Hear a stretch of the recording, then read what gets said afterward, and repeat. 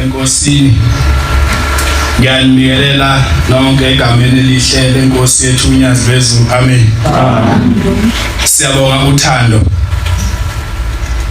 esiliboniswa abafundi balapha ekhaya ukuba behlele umsebenzi omuhle kangaka ebese bebheka emaceleni bebona ukuthi kukhona okungafanele sibashiye abasuke emathempelini esibona. Amen. Lo oguqile umfana walapha kwaNdebele entabeni zasenkandla enkandla ekhaya ethempelini ngiphethwe ethempelini encengimusa thempeli. Amen. Lapha ePitoli phethwe ethempelini osindisweni ithempeli umshumayeli hlatshwayo. Amen. Manazaretha ingcwele sisenkonzweni yesabatha. Amen. Lo mkhosi wesabatha umkhosi wokukhokhela wonke umuntu osuke khona phakathi kwendlu. Amen. Sengathi sonke besingavula indlebe lamazwi asekhulunyiwe asifanele sonke ukuba siwathathe bese siwavuselela ukukholwa thina. Amen. Noma ke inkonzo lena elapha beyibekiwe istreamlinewe ukuba ibekiwe kanjeni ukuthi kungani isimenyiwe lapho kuba size enkonzweni, kodwa manazaretha ingcwele ongafanele sikhohle ukuthi sisenkonzweni yesabatha.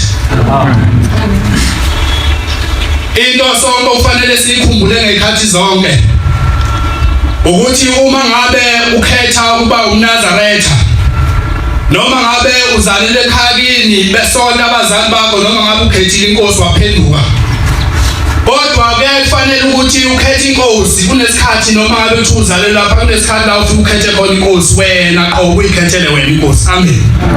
Mase ukhethile inkosi bese uye emanzini ongena emanzini uthenga umnazaretha bese ukulandela wena inkolo sekungeyakho manje sekuzimele wena sekutholwa kunyazi ungasasho ukuthi olwami nabazali sekutholwa kunyazi. Amen. Lenkolo ke esikole inemithetho. Uma ngabe usuka ekhaya noma ngabe kuthiwa uyasuka ekhaya uyosebenza noma ngabe uyesikoleni abazali baye bethi lapho yakhona uyofika ubafika abantu abaphila njengawe. Uma ngabe ufika phambili uyawafika manazaretha, kodwa namhlanje awuzazi ukuthi uphethwe manazaretha. Amathempeli njengoba silapha ePitoli silapha eGoli ngaba khona amathempeli esiphethwe wona na. Uma kuukuthi likhona ithempeli ophethwe kulona uyawazi umthetho, mawukuthi likhona ithempeli ophethwe kulona njalo ngamasabatha uyayithola inkokhelo yokuthi iNazaretha lihamba kanjani, yini efunwa uNyazi bezulu, uzwana nokuthandana phakathi kwabantu angeke kwaba khona uma umthetho ngemasabatha siwulalela sitshelwa abagcotshwa noma sitshelwa abashumayeli abasiphethe emathempelini. Ubani owakho umshumayeli ophethe lapha ngokukhona nje?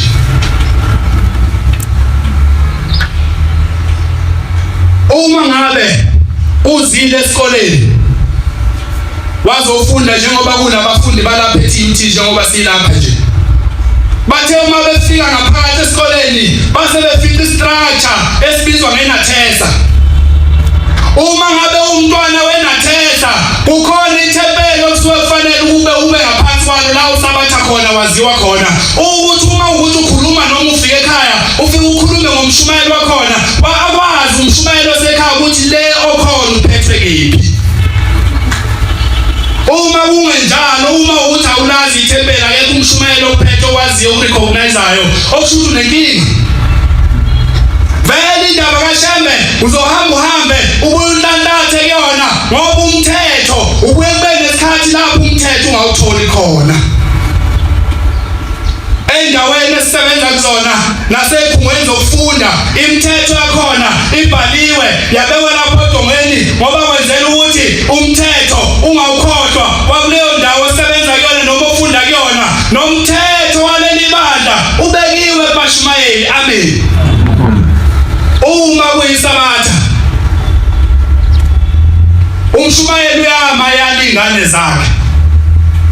Uma wena ungekho kulelo sabatha engakwazi umshumayeli uyalobani. sisekonzweni maNazaretha ayingcwele yesabatha. Amen. Amen. Sengathi uNkulunkulu bengasikhumbula uthando lapha ekhaya into eshunyelwa unyazi lwezulu njalo ukuthi asithandaneni. Mangabe sithandana asithandani kuphela ngoba kuhle, kodwa noma ngabe sewungasahambi ngendlela efunwa unyazi lwezulu kuyafuna ukuthi siqoqane umtshele umuntu ukuthi uNazaretha awusahambi ngalendlela. uNazaretha ugcineni nenkonzweni, uNazaretha asambe esesontweni ukuze lo muntu ezobuya. 3:18 Hezekile cela ungifundele ophethe iBhayibheli. Kunesikhathi la ufuna ukuthi thina sodwa siyalane khona sibuyisane endleleni efuna unyazi nomthetho kaShembe ukuze ngelinye ilanga kukhona isikhathi esiyofika lapho sewumama nkosazane, lapho sengubaba nawe sewuyibaba ungasafuni ungasekhethi uthini sewubaba. Imuphi umthetho oyawushaya phezu komuzo yobugadile uma wena umthetho wawubalekela wangakhuliswa ngawo? Fundele ba. Ngisho komubi ukuthi wofa ngokufa kodwa ungamyala, kodwa uzange uzumyale, awukhulumanga uyala, ungazange uzukhuluma uyala ukuze asuke endleleni yakhe. lo mubi uyakufa ekuphambukeni, lo mubi bese yafa ekuphambukeni kwakhe, kepha igazi lakhe ngolibiza esandleni sakho. bese uba necala lokuthi awuzange uzumtshela umuntu ukuthi le ndlela osuhamba ngayo kusiyona. Ngiyabonga baba inkosi ibusisi. maNazaretha ayingcwele ngikhuluma indaba yokuthi njengoba silapha asisiqoqeni, asibuyelene emumva siye emathempelini. Mawina theza uphethwe ethempelini ethize, khona umshumayelo ophethe, khona igama lethempeli ophansi kwalo, phathwa phela kulona, uthatha imithetho kulona. Amen. Uma ngabe uyinabashu awufundi uyasebenza endaweni kodwa uphethwe, ukhona ithempeli la uphethwe khona, uphethwe ngini wena? Umthetho kaShembe awukho lula, kodwa umthetho kaShembe ubekelwe thina ukuthi asiwugcine ukuze ngelinye ilanga siyoba nempilo engcono enesisekelo salenkolo esayikhethayo sathi siyayikhetha inkosi yasephambili. Amen.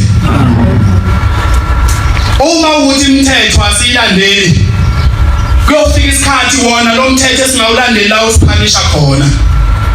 Umthetho nomthetho mangabe ubekiwe usuku nepunishment yakhona.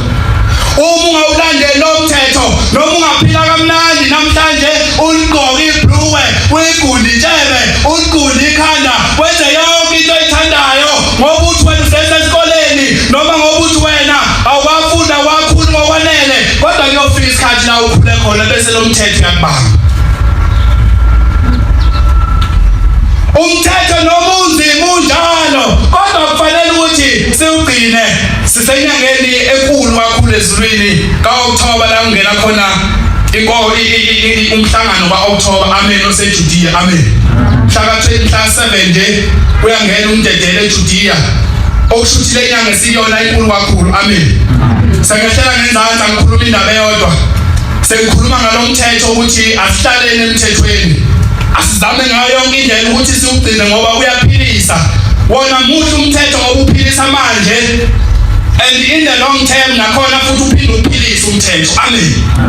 Itheni insizwa namhlanje siwumshumayela uMagcabi ikhulumisa eJudiya 2019 ethi maNazaretha ayingcwele kwenzeka ngelinye ilanga insizwa iyavuka njalo iyahamba iyofesa, ifika uma ifesa bakhona nabantu abanye abafesile bese ifika yona ifika ihlala phezu kwetshe. Uwe lo uphethe umthetho kaShembe futhi uhlale phezu kwetshe.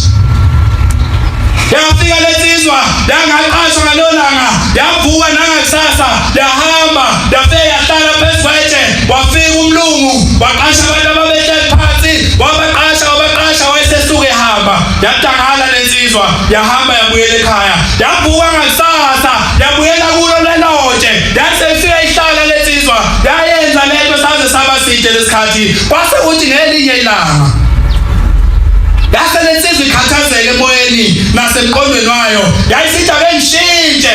Uwe lo sewushintsha umthetho kaShembe, ungasahambi ngomthetho ojwayele ukuhamba ngawo. yayishintsha le ndoda yangabe isahlala etsheni yathi nami namhlanje ake ngihlale phansi ukuze umlungu mayifika bese fika ngibona ukuthi nami ngikhona namhlanje bese ngikhetha nami yasisuka le ndoda etsheni wasekuhlala omunye etsheni wathi umlungu mayifika wasefika umlungu ezoqasha njengenjwayelo ngalelo langa ethi lensizwa wathi mayifika ngalelo langa umlungu wathi